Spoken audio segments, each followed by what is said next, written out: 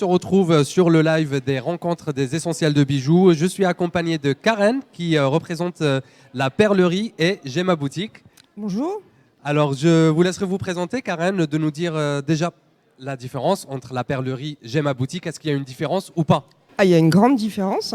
En effet, la perlerie, c'est un magasin de perles et d'apprêt qui se situe à Mérignac, qui vend à beaucoup de créatrices et de créateurs, qui vend tout ce qu'on peut utiliser pour fabriquer des bijoux, bijoux fantaisie. Alors, on fait du bois, de la corne, de la pierre, du laiton, de la résine. On fait aussi de l'argent 925, du doré à l'or fin, quelques références de plaqué or en apprêt, en pièces détachées, et du Goldfield. D'accord.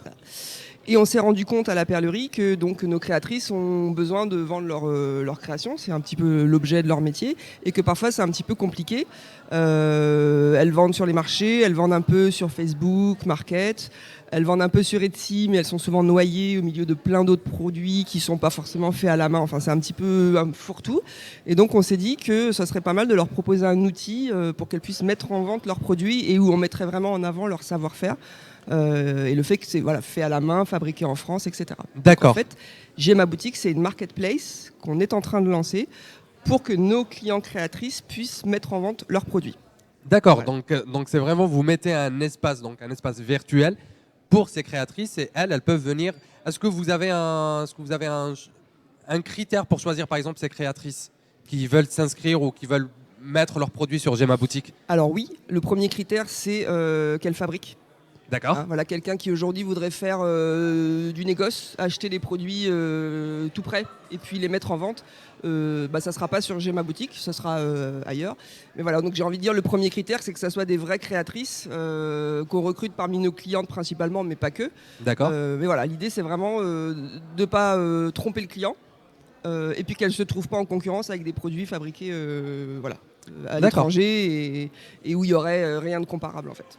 Voilà. Et vous, Karen, comment vous vous êtes retrouvée dans le projet donc? Alors moi, je me suis retrouvée dans le projet.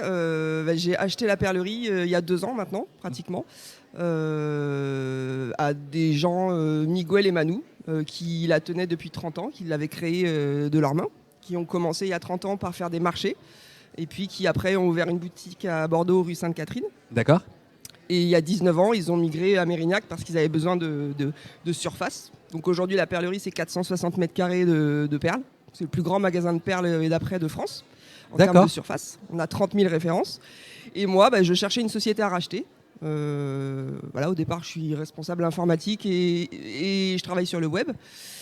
Et puis voilà, j'avais envie d'acheter une société, de retrouver du sens après le Covid. Je pense que je ne suis pas la seule. Et un jour, j'ai visité cette société et quand je suis rentré dans le magasin, j'ai fait « Oh, il me la faut !» C'était la révélation. Voilà. Et ça a très bien accroché humainement avec les anciens propriétaires aussi. Donc ça a été une belle rencontre. Et voilà, et du coup, en 4 mois, c'était fait. D'accord. Et une petite question personnelle, mais par curiosité aussi. Est-ce que vous retrouvez dans le monde donc, de la perlerie et de la création de bijoux, est-ce que vous vous êtes mis aussi à créer ou à réaliser des bijoux? Je me suis très rapidement prise au jeu, en effet. Parce que le magasin, il ouvre à 10h30 le matin et moi, je suis au bureau à 8h15, surtout la première année, bon, un peu moins maintenant. Du coup, j'avais 2 heures tous les matins toute seule dans le magasin. Donc, je me suis essayée. Les filles se sont beaucoup moquées. Il y a eu beaucoup de casses. Aujourd'hui, ça va un peu mieux. Ça tient déjà, ce que j'arrive à fabriquer. Et oui, bien sûr, on se prête au jeu et on a plein d'idées. Voilà. Le plus difficile dans le magasin, c'est de rester focus sur un projet.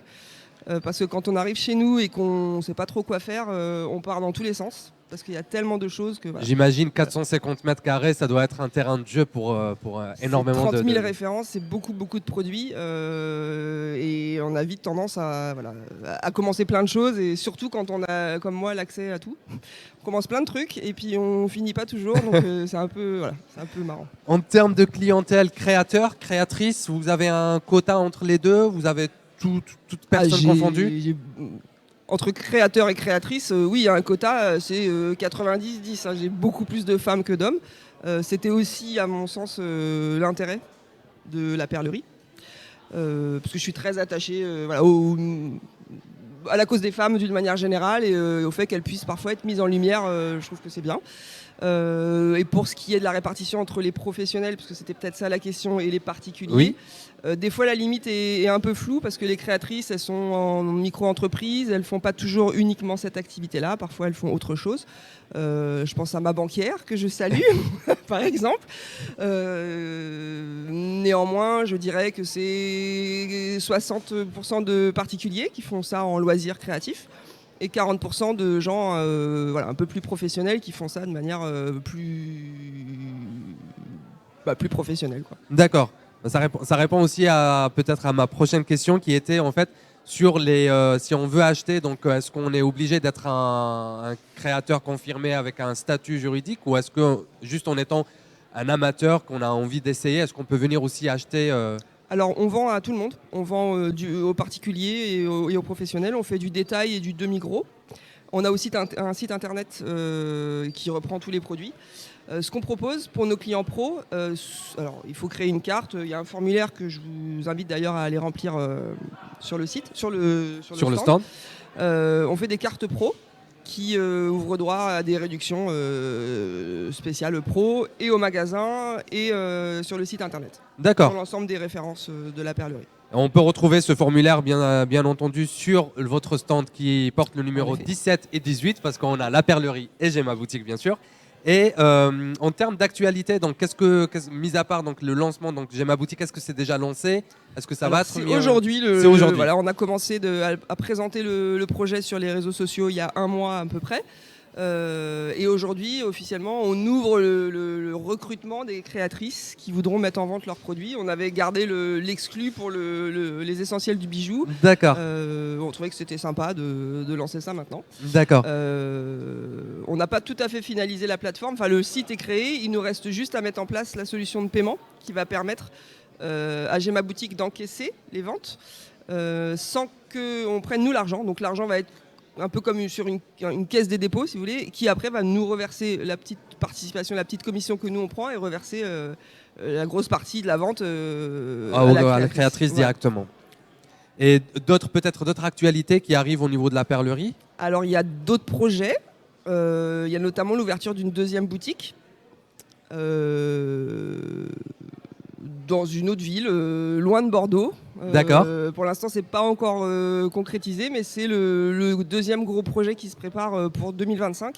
C'est l'ouverture d'une deuxième boutique, la perlerie. D'accord, donc on pourra suivre un peu l'état d'avancement et les projets sur les réseaux sociaux, j'imagine? Complètement, on est présent sur Facebook et sur Instagram, sur TikTok un petit peu. On a la newsletter aussi qui va annoncer tout ça en temps voulu. Ouais. Parfait.